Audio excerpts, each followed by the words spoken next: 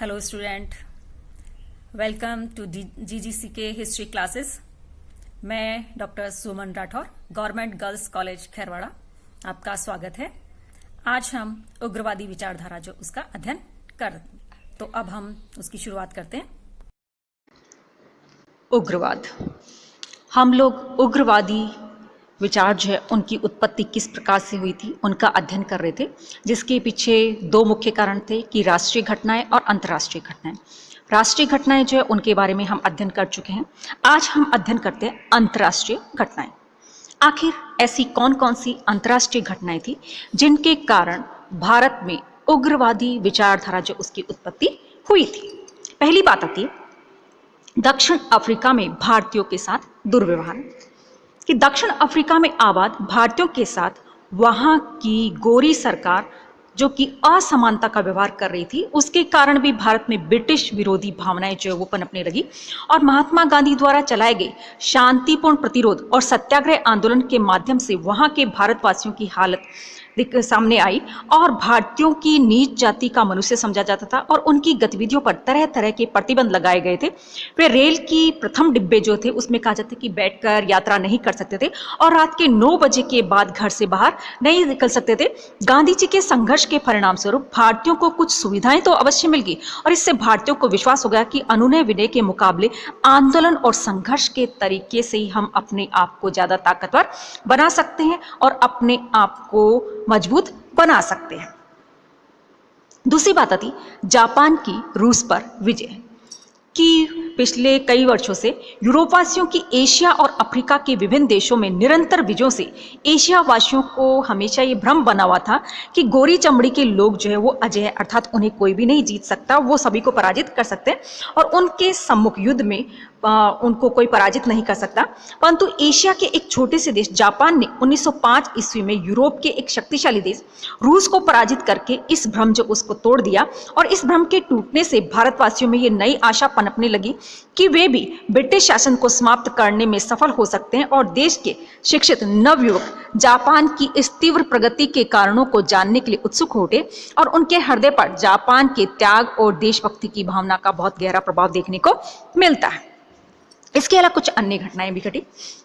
अन्य घटनाएं जैसे 19वीं शताब्दी के अंत और 20वीं शताब्दी के प्रारंभ में साम्राज्यवाद विरोधी भावना और राष्ट्रीय आंदोलन को बढ़ाने वाली अन्य घटनाएं जैसे इटली अबिसिनिया युद्ध जो कि 1895-96 में, बोर युद्ध 1899 से 1902 के मध्य हुआ, बक्सर युद्ध जो कि 1899 से 1900 के मध्य, युवा तुर्क क्रांति जो कि 1908 में हुई, इसके अलावा मैक्सिको की क्रांति, इसके अलावा 1910 जो कि हुई और चीन की क्रांति जो कि लगभग 1911 में हुई थी। तो 1894 ईस्वी में अबिसिनिया जैसे छोटे से अफ्रीकी देश ने इटली जैसे शक्तिशाली यूरोपीय राष्ट्र की सेना को पराजित करके उसके साम्राज्यवादी स्वरूप जो था उसको चकनाचूर कर दिया और इस घटना के परिणामस्वरूप भारतीयों के हृदय में अंग्रेजी शासन की सैनिक शक्ति का जो भय था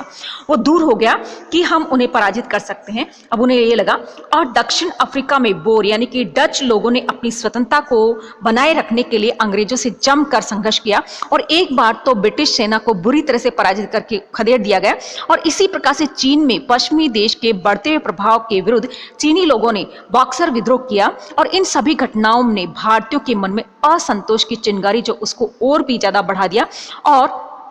उग्रवादी जो था या उग्रवाद जो उसका पौधा जो था फलने और फूलने लग गया। अगली बात आती बंग भंग आंदोलन। हम लोग पहले देख चुके हैं कि किस प्रकार से जो राष्ट्रीय घटनाएं थी उसमें बंगाल जो उसका भारत यानी कि विभाजन किया गया था, जिसकी वजह से भारत में बढ़ती हुई राष्ट्रीयता जो उसको खत्म करने का प्रयास किया गया था। हालांकि कहा यह गया था कि प्रशासनिक दृष्टि से बंगाल जैसा प्रांत जो वो काफी बड़ा है और इस बात पर 1892 ईस्वी से ही विचार चल रहा था, परंतु किसी भी गवर्नर जनरल ने इसकी तरफ ध्यान नहीं दिया था और 18 जुलाई 1905 को लॉर्ड कर्जन ने बंगाल विभाजन की घोषणा कर दी थी और इसके अंतर्गत पूर्वी पूर्वी बंगाल और आसाम के नए प्रदेश का निर्माण किया गया था तथा उसके लिए पृथक लेफ्टिनेंट गवर्नर नियुक्त किया गया और इस नए प्रदेश की राजधानी ढाका रखी गई और बाकी का हिस्सा जैसे बिहार, उड़ीसा और पश्चिमी बंगाल बंगाल में ही बना रहा और उसकी राजधानी कलकत्ता में रही। और बंगाल को विभाजित करने का सबसे बड़ा और असली कारण यह था कि वहां के राष्ट्रीय आंदोलन को कमजोर करना था और समूचे देश ने इस चुनौती को स्वीकार किया और विभाजन के विरुद्ध राष्ट्रव्यापी आंदोलन जो उसको खड़ा किया। और भारतीयों के विचार में इस विभाजन की पृष्ठभूमि में सांप्रदायिक तत्व जो थे वो छिपे हुए थे और स्वयं लॉर्ड कर्जन के भाषणों में भारतीयों के विचार की पुष्टि कर दी। और इस विभाजन का एक उद्देश्य हिंदू और मुसलमानों में फूट पैदा करना था और एक नया प्रांत बनाना था जिसमें मुसलमानों की प्रधानता रहे और हिंदुओं की ओर से गृह शासन की आवाज सुनाई देने लगी थी। और मुसलमान अपने नेता सैयद अहमद खान द्वारा स्वामी भक्ति की नीति का पालन कर रहे थे। अतः अंग्रेज सरकार ने भारतवासियों को एक दूसरे के विरुद्ध उभारने का निश्चय किया। डॉक्टर जकारिया ने भी कहा था कि यह कार्य अपने उद्देश्य और प्रभाव से एक धूर्ततापूर्ण कार्य अर्थात बंगाल का विभाजन जो है वो बड़ा ही धूर्ततापूर्ण कार्य किया गया। बंगाल विभाजन के प्रस्ताव के सामने आते ही कलकत्ते में महाराजा जतेंद्र मोहन ठाकुर की अध्यक्षता में एक सार्वजनिक सभा जो उसका आयोजन किया गया जिसमें सरकार से बंगाल विभाजन के संबंध में कुछ संशोधन और परिवर्तन करने की डिमांड की गई, परंतु कर्जन ने ऐसा करने से इनकार कर दिया। और 7 अगस्त 1905 को कलकत्ता के टाउन हॉल में विराट जनसभा हुई जिसमें बड़े बड़े नेताओं के अलावा विभिन्न जिलों के प्रतिनिधि मंडल भी उपस्थित थे। और इसके अतिरिक्त समस्त बंगाल में जनसभाएं हुई और इन सभाओं में विदेशी वस्तुओं के बहिष्कार का कार्यकाल स्वीकार किया गया। और इस जन विरोध के बावजूद कर्जन की बंगाल विभाजन की घोषणा को 16 अक्टूबर 1905 ईस्वी को कार्यान्वित कर दिया गया था और बंगाली जनता ने 16 अक्टूबर को शोक दिवस के रूप में मनाया। और उस दिन बंगाल में पूरी हड़ताल रही और एक विशाल जनसभा में कुछ घोषणाएं पड़ी गई, जबकि कहा जाता है कि सरकार ने बंगाली जाति के सर्वव्यापी विरोध के बावजूद बंगाल का बंटवारा करना ठीक समझा और ये कहा कि हम प्रतिज्ञा करते हैं कि और हम घोषणा करते हैं कि हम एक जाति की हैसियत से अपने प्रांत के बंटवारे से पैदा हुए बुरे प्रभाव को दूर करने और अपनी जाति की एकता बनाए रखने के लिए अपनी शक्ति भर सब कुछ करेंगे। और इस अवसर पर कुछ कार्यक्रम जो वो भी अपनाने के लिए कहा गया, जैसे कि बंगाल के विभाजित हिस्सों की एकता के प्रतीक स्वरूप पुरुषों की कलाइयों में लाल धागे बांधे जाएं। इसके अलावा हड़ताल और उपवास किए गए। इसके अलावा फेडरेशन हॉल का शिलान्यास किया गया जिसमें सभी जिलों की मूर्तियों को रखा गया और अलग किए गए जिलों की मूर्तियों को पुनः एक होने तक ढाका में रखे जाने का कहा गया। इसके अलावा बुनकर उद्योग की सहायता से के उद्देश्यों से सुरेंद्रनाथ बैनर्जी द्वारा एक राष्ट्रीय निधि की स्थापना का प्रयास किया गया। साथ ही सार्वजनिक सभाओं का आयोजन, विदेशी माल का बहिष्कार और स्वदेशी वस्तुओं के प्रयोग के लिए व्यापक अभियान भी शुरू किए गए थे। तो इस प्रकार से यानी कि स्वदेशी आपके बंग आंदोलन जो उसका विरोध किया गया था। इसके अलावा भारतीय राष्ट्रीय कांग्रेस जिसने उग्रवादियों का वर्चस्व था ने भी बंगाल विभाजन की बहुत ज्यादा आलोचना की। इसके अलावा नवयुवक और विद्यार्थियों ने इस आंदोलन में बड़े ही सक्रिय रूप से भाग लिया और वंदे मातरम के गाने से समस्त बंगाल जो था वो गूंज उठा था। इसके साथ क्या बोलते हैं, इस प्रातःकाल से कहा जाता है कि शहरों की सड़कें वंदे मातरम के नाम जो उससे गूंजने लगी और समूह में नदी के किनारे एकत्रित हो रहे थे और प्रत्येक व्यक्ति एक दूसरे की कलाई पर राखी बांध रहा था और गान मंडलियों में वीरता भरे गीत गाकर जनता में देशभक्ति की भावना जो उसको जागृत करने का प्रयास किया। इसके साथ ही विदेशी माल जो उसका बहिष्कार करने का आंदोलन जो उसको भी प्रारंभ किया गया। तो इस प्रकार से सरकारी दमन ने आंदोलन को और भी अधिक शक्तिशाली बना दिया और वंदे मातरम के गीत पर नियंत्रण और आंदोलनकारियों की गिरफ्तारियों से आंदोलन जो था वो और भी ज्यादा उग्र हो चुका था। तो इस प्रकार से हमारे जो राष्ट्रवादी लोग जो थे, इसके अलावा कांग्रेसी लोग जो थे, उन सभी ने बंगाल विभाजन जो उसका बहुत ज्यादा विरोध किया था। लेकिन उसके बावजूद भी सरकार जो उसने हमारे प्रति या भारत जो उसके प्रति दमनकारी नीति जो उसको अपनाया, जिसमें पहली बात आती है कि दमनकारी नीति किस प्रकार से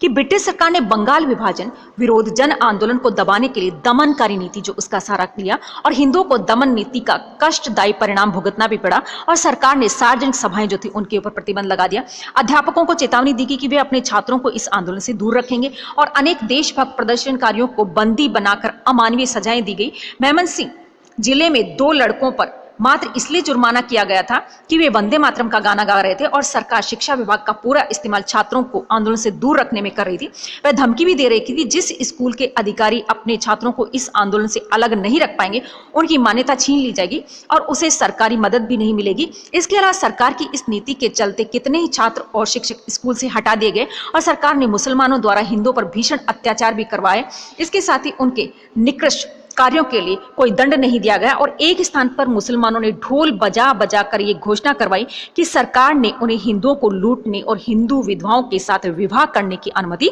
दे दी है। और मॉडर्न रिव्यू ने लिखा कि आंदोलन काल की घटनाएं सभी संबंधित पक्षों के लिए निंदनीय है और हिंदुओं के लिए उनकी भीरुता के लिए, क्योंकि उन्होंने मंदिरों के अपवित्रीकरण, मूर्तियों के खंडन तथा स्त्रियों के अपहरण के विरुद्ध बल प्रयोग नहीं किया और स्थानीय मुस्लिम जनता के लिए नीच व्यक्तियों के बाहुल्य के कारण और अंग्रेजी सरकार के लिए इस कारण कि उसके प्रशासन में इस प्रकार की घटनाएं बिना रोक टोक के बहुत दिनों तक होती रही। तो इस प्रकार से ब्रिटिश सरकार जो उसके द्वारा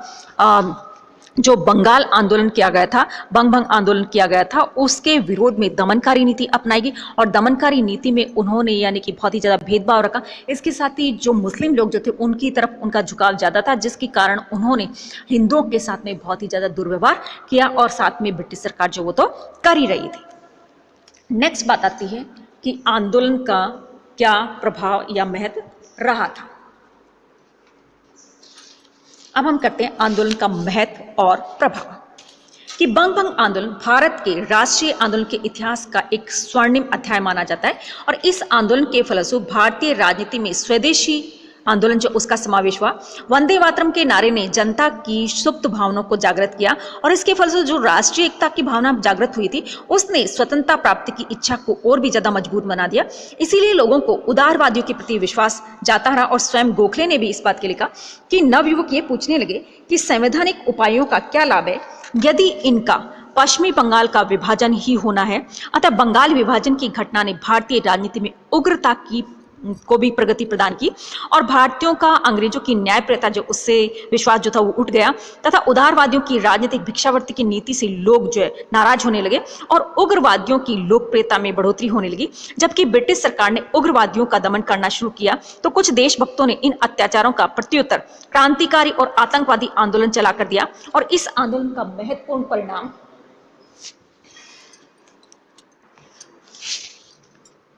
तो इस प्रकार से ये आंदोलन जो उसका इंपॉर्टेंस रहा था और इस आंदोलन का सबसे महत्वपूर्ण परिणाम विदेशी माल का बहिष्कार और स्वदेशी वस्तुओं का उपयोग तथा राष्ट्रीय शिक्षा पर बल देना था। और आगे चलकर महात्मा गांधी ने स्वदेशी को राष्ट्रीय आंदोलन में एक प्रमुख अस्त्र के रूप में प्रयोग किया और बंग भंग की अवधि में लॉर्ड कर्जन ने फूट डालो और राज करो की नीति अपनाकर हिंदुओं और मुसलमानों के बीच एक खाई उत्पन्न कर दी जो कि आगे से आगे बढ़ती गई और सांप्रदायिकता भारतीय राजनीति का नासूर बन गई और आंदोलन के दौरान अनेक स्थानों पर दंगे हुए और हिंदुओं के साथ घोर अन्याय किया गया। फलस्वरूप एक बार फिर से हिंदू धर्म अपने सांस्कृतिक गौरव की प्रतिष्ठा को आंकने की